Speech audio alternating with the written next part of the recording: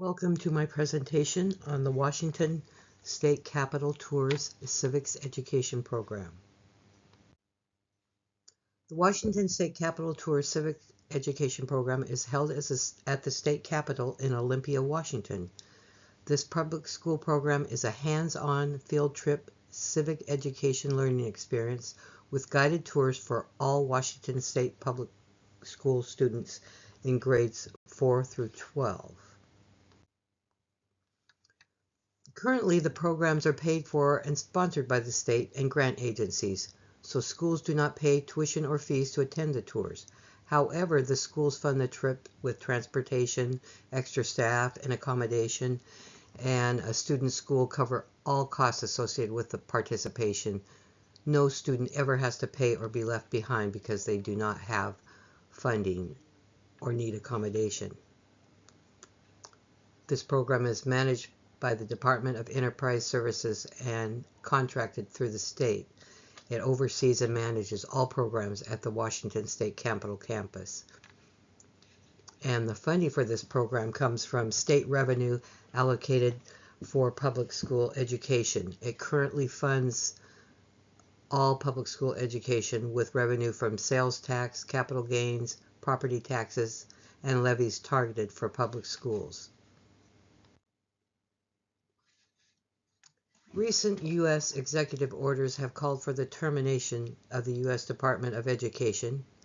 Further federal mandates have been signed that require all U.S. public schools to certify they have closed their diversity, equity, and inclusion programs or lose federal support. Stakeholders and employees of the Tours program, public school leaders, and instructors are concerned about the impacts of these executive orders. Will the loss of the DOE and federal funding result in program closure? Will Washington State students lose access to the WSC tours and a learning experience that is an integral component of Washington schools' civics education requirements? The state superintendent of schools has gone on record to announce that Washington State will not dismantle DEI and they will not certify compliance with these new executive orders. Washington is prepared to lose federal funding to maintain control over their educational programs and commitment to DEI for all students.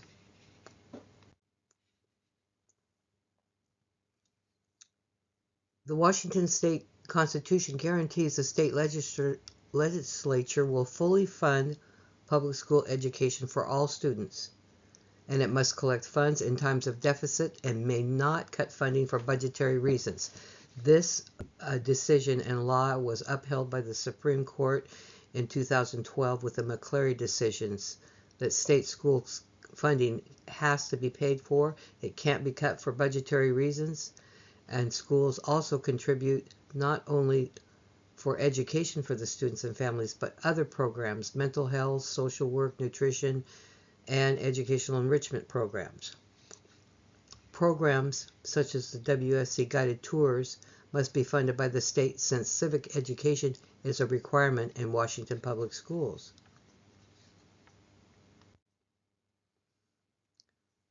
This is just a partial list of the stakeholders invested in Washington public schools and the WSC tours program. Clearly, Washington State is unique in that it fully funds public education and will continue to do so even if they lose federal funding. This is a survey instrument that is intended to gather data from public school teacher stakeholders in Washington. It's been revised and is more aligned with the interview questions for my stakeholder interviewee, Jessica Smith. Dr. Smith is employed as a lead historian educator by DES in Washington State, and she also serves as an educator and conducts Washington State tours for school kids.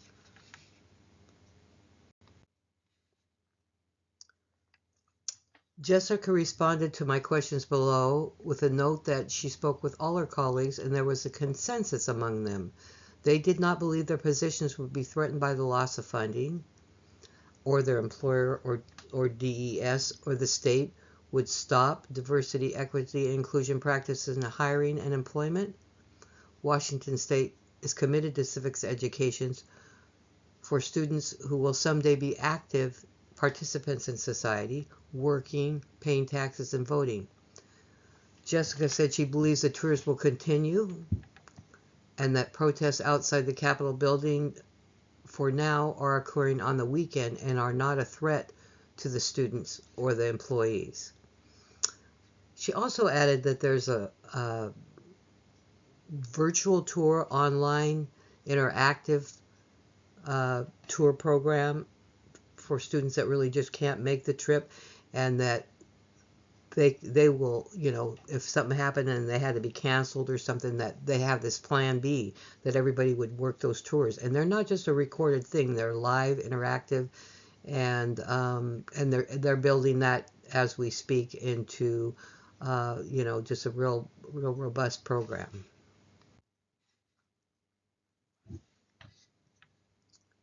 Some implications that I gained and insights from this in the AEA evaluation are implementing contextual validity to understand the social, political, and economic factors of a situation.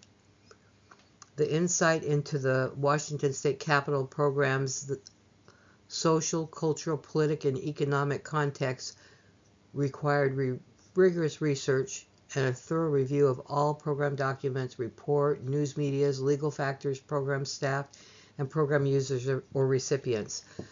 I've done as much as I could in this time frame, and there's more work to be done.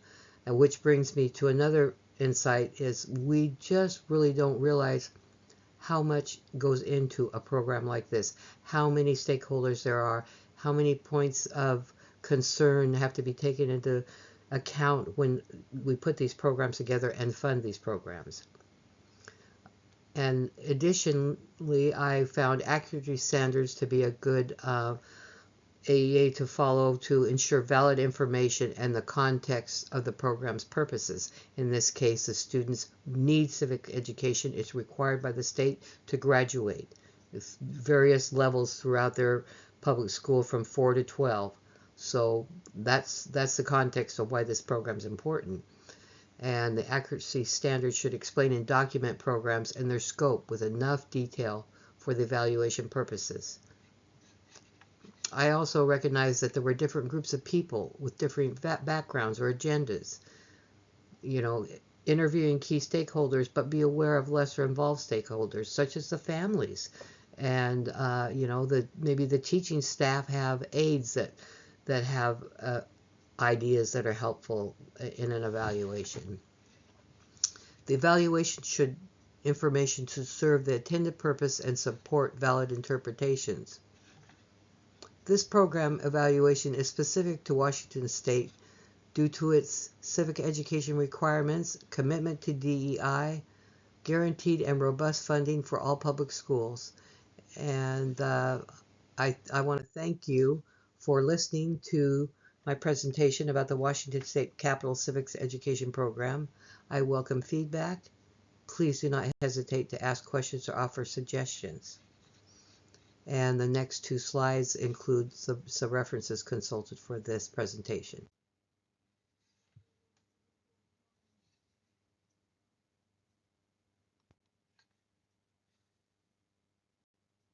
Thank you.